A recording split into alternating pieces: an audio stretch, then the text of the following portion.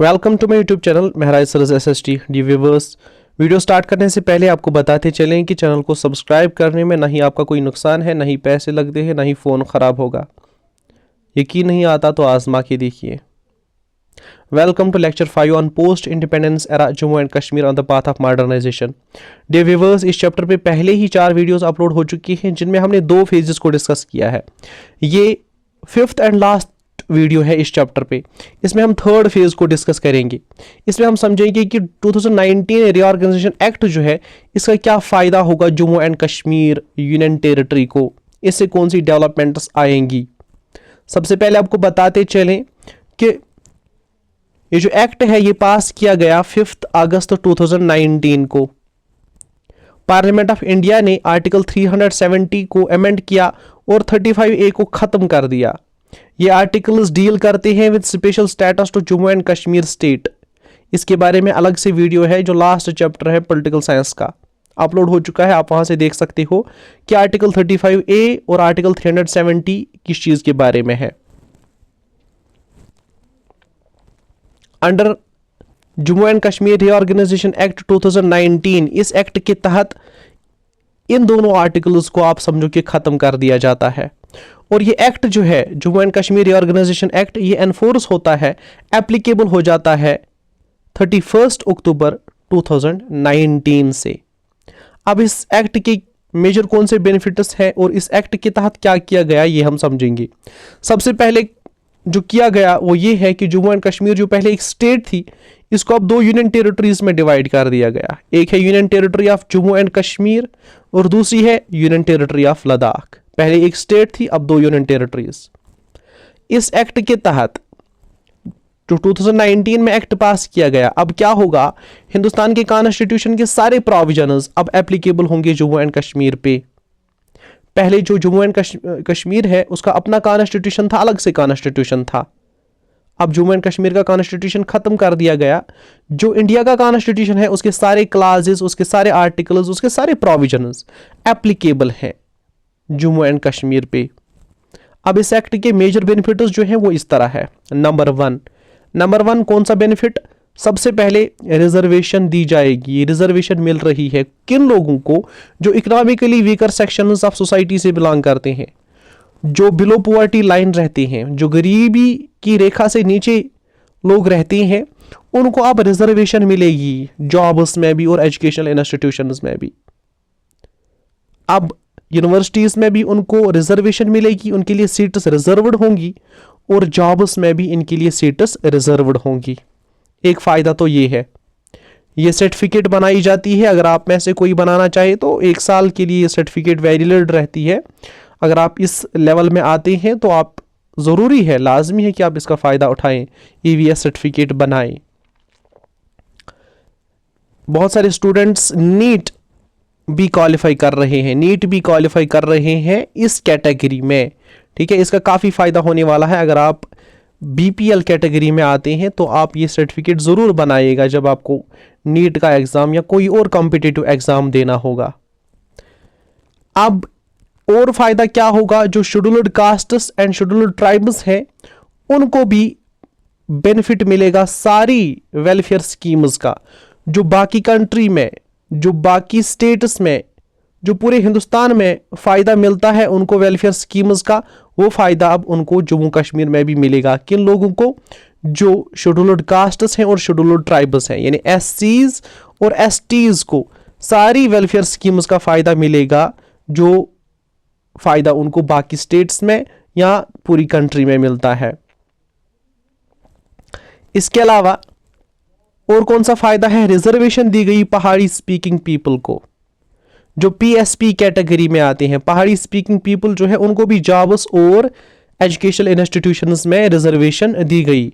इसके अलावा जो नज़दीक रहते हैं इंटरनेशनल बॉर्डर के, यानी बॉर्डर के नज़दीक जो लोग रहते हैं उनको भी रिजर्वेशन मिलेगी अब जॉब्स में भी और एजुकेशनल इंस्टीट्यूशंस में भी।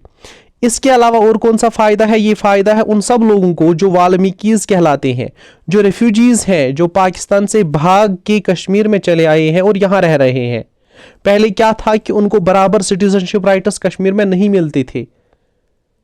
अब इस एक्ट के तहत उनको इक्वल رائٹس ملیں گے, ان کو برابر حقوق ملیں گے, وہ حقوق ان کو ملیں گے جو پچھلے 70 سال سے ان کو نہیں مل رہے تھے. اب والمیکیز اور گورکھاز یہ وہ ریفیوجیز ہیں جو پاکستان سے بھاگ کے یہاں کشمیر میں آئے ہیں, یہاں رہتے ہیں.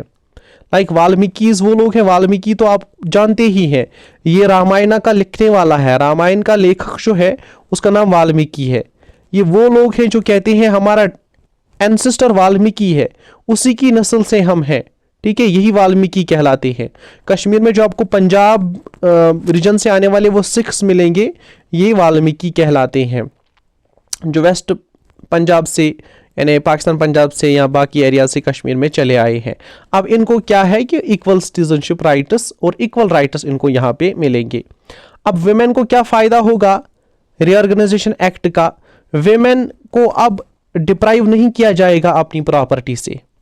دیکھو پہلے کیا ہوتا تھا, پہلے اگر کوئی کشمیری عورت کشمیر سے باہر کسی سٹیٹ میں شادی کرتی تھی, اس کی جو پراپرٹی کشمیر میں تھی وہ اسے چھین لی جاتی تھی, وہ اس کے نام نہیں رہتی تھی.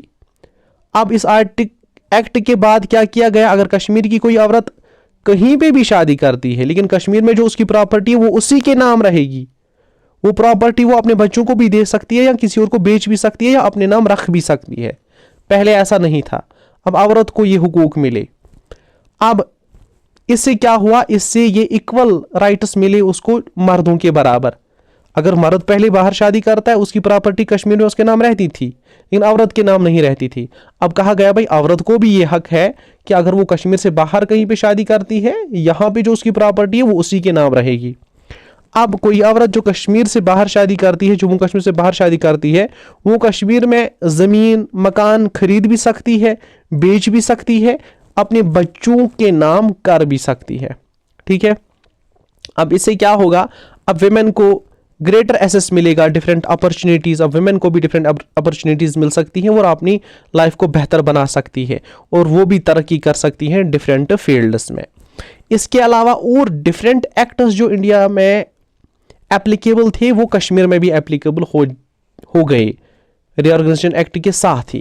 ایک ہے like right to information act, RTI جس کو ہم کہتے ہیں, سنا ہوگا آپ لوگوں نے RTI, right to information act, یہ بھی کشمیر میں اپلیکیبل ہے. دوسرا RTE that is right to education act. پہلا ہے رائٹ ٹو انفارمیشن ایکٹ, دوسرا رائٹ ٹو ایجوکیشن ایکٹ 2019 میں پاس کیا گیا تھا, یہ بھی کشمیر میں اپلیکیبل ہے. اب POCSO that is POCSO act, protection of children from sexual offences 2012 میں پاس کیا گیا, یہ بھی کشمیر میں اب اپلیکیبل ہے. اب یہ سارے ایکٹس اپلیکیبل ہیں, جموں اینڈ کشمیر میں فنکشن کر رہے ہیں.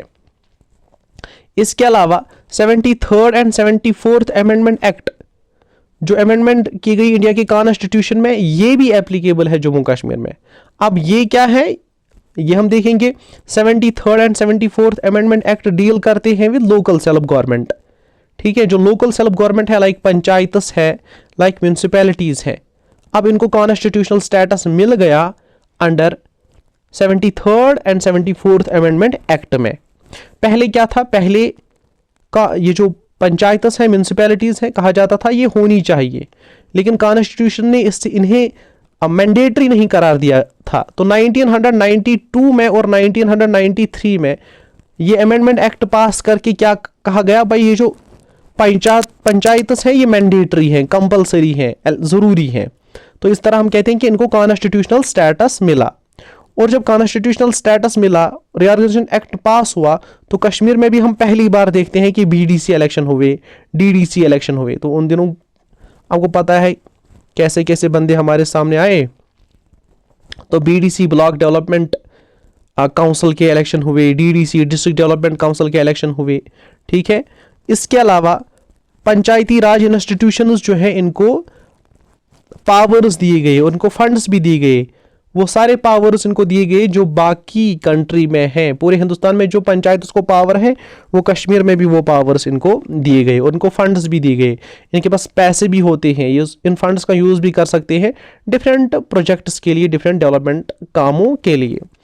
اگر ہم اس کے علاوہ دیکھیں, ری آرگنائزیشن ایکٹ 2019 جو ہے یہ اس لیے بنایا گیا تاکہ اپلفٹمنٹ ہو, اکنامکلی لوگ امپروو کر سکیں خود کو, سوشلی لوگوں کی امپرومنٹ ہو. ٹھیک ہے, وہ اپنا سٹینڈارڈ جو ہے وہ امپروو کر سکے.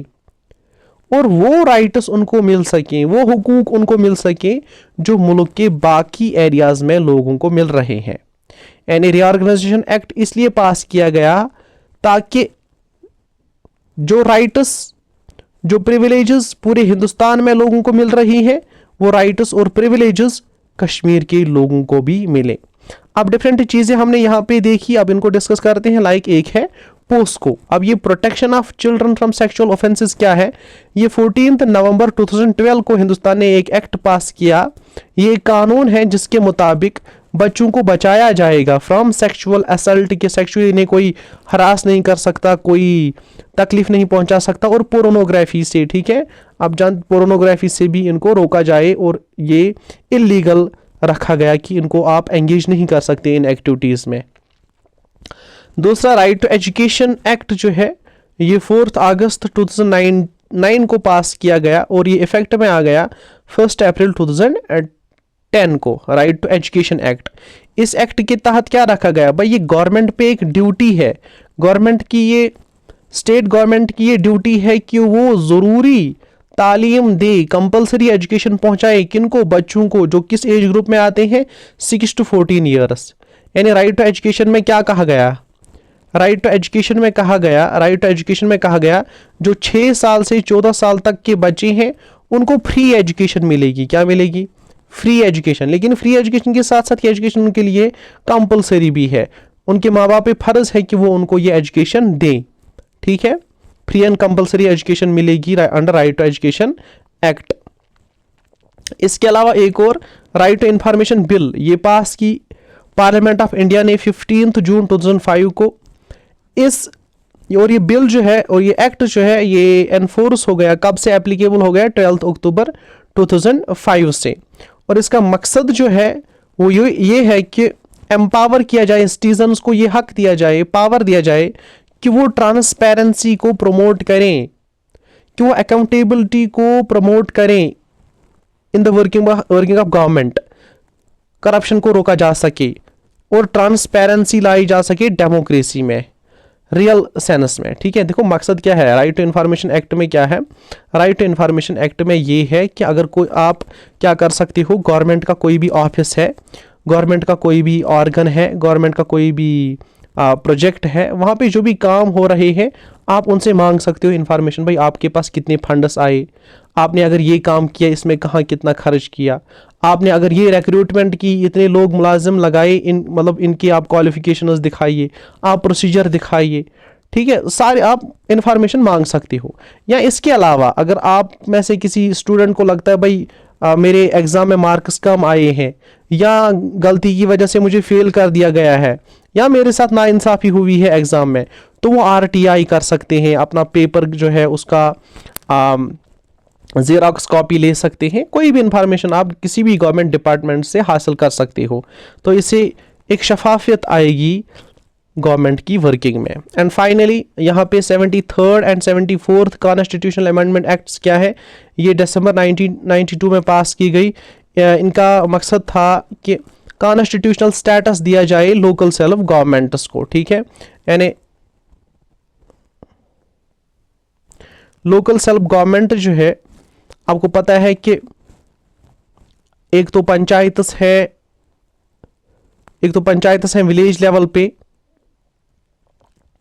لوکل سیلف گورنمنٹ یہی ہے کہ پنچایتی راج ہے, گاؤں میں پنچایت ہوتی ہے, ڈسٹرکٹ میں ضلع پریشد ہوتی ہے, میونسپیلٹیز ہوتی ہیں شہروں میں, قصبوں میں, ٹاؤنز میں. ٹھیک ہے, یعنی پنچایتس کو, ضلع پریشدز کو اور میونسپیلٹیز کو کانسٹیٹیوشنل سٹیٹس دیا گیا. اب کانسٹیٹیوشن کہتا ہے کہ ان کے الیکشن کرنا جو ہے وہ کمپلسری ہے, ان کا ہونا جو ہے وہ ضروری ہے. ٹھیک ہے, اس طرح ہم کہتے ہیں کہ ایک 3 ٹائر سسٹم ہے گورنمنٹ میں, اور گورنمنٹ 3 لیولز پہ آپ پہلے بھی پڑھ چکے ہو پولیٹیکل سائنس میں. ایک تو ہوتی ہے سینٹرل گورنمنٹ یا یونین گورنمنٹ, دوسری ہوتی ہے اسٹیٹ گورنمنٹ, اور تیسری ہوتی ہے لوکل سیلف گورنمنٹ. اب لوکل سیلف گورنمنٹ جو ہے یہ گراس روٹ لیول پہ, بیسک لیول پہ ڈیموکریسی کو کیا کرتی ہے, اسٹرانگ بناتی ہے. ٹھیک ہے, تو اسی کے ساتھ ہمارا جو یہ چیپٹر ہے یہ ختم ہوتا ہے. آپ ان ویڈیوز کو اچھے سے دیکھیے. آبجیکٹیوز 3 آ سکتے ہیں اس میں سے, آپ ان کو اچھے سے تب کر سکتے ہو جب آپ ان ویڈیوز کو اچھے سے دیکھو گے. میں کافی بیمار تھا یہ ویڈیو بناتے اور ڈسٹربنس بھی ہوئی کالز کے through, for that I am sorry. Channel को सब्सक्राइब कीजिए और शेयर भी कीजिए। Thank you.